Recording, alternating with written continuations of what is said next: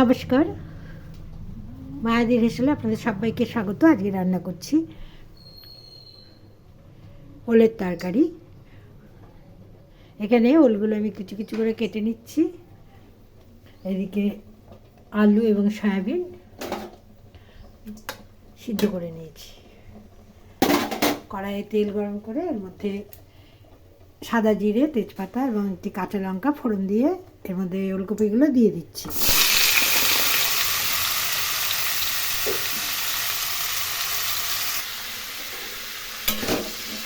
একটু ভালো করে এই ওলকপিগুলো ভেজে নেব।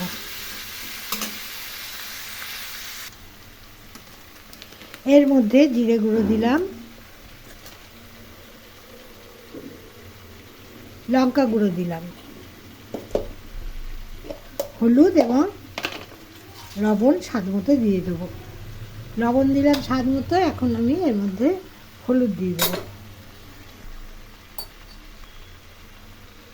হলুদ দিয়ে দিলাম, সামান্য চিনি দিয়ে দিলাম। চিনি দিলে স্বাদের ব্যালেন্স হয়। এখন খুব ভালো করে কষিয়ে নেব।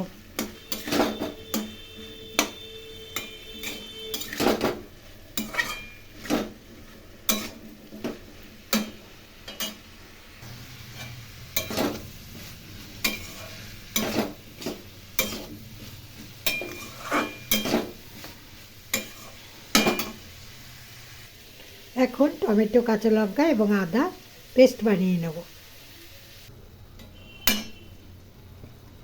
এর মধ্যে আদা, টমেটো এবং কাঁচা লঙ্কা বাটা দিয়ে দিলাম।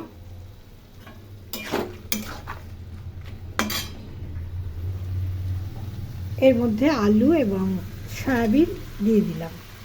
এগুলো আমি আগেই সিদ্ধ করে রেখেছিলাম, সেগুলো দিয়ে দিলাম। সয়াবিন দিয়ে এই ওলকপি তরকারি খেতে বেশ ভালো লাগে। এই তরকারি বাচ্চারাও পছন্দ করে এবং এই তরকারি ভাত বা রুটির সাথে পরিবেশন করা যায়। আপনারা এইভাবে এই ওলকপির তরকারি রান্না করে দেখবেন, খেতে অসাধারণ লাগে। এখন একটু কষিয়ে নেব। এখন এর মধ্যে জল দিয়ে দিলাম। জল দিয়ে সিদ্ধ করে নেব।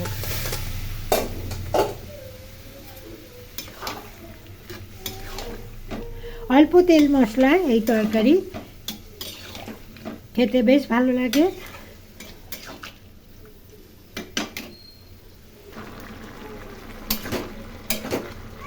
সিদ্ধ হয়ে গেছে ওলকপি এবং আলু। এখন ঘি দেবো, ঘি দিয়ে নামিয়ে দেবো। ঘি দিয়ে দিলাম। এখন গ্যাসের ফ্লেম বন্ধ করে দেবো। আজকের রেসিপি এই পর্যন্তই। ভালো লাগলে লাইক, শেয়ার, কমেন্ট করবেন এবং চ্যানেলটি সাবস্ক্রাইব করার অনুরোধ রইল। সবাই ভালো থাকবেন, সুস্থ থাকবেন। নমস্কার।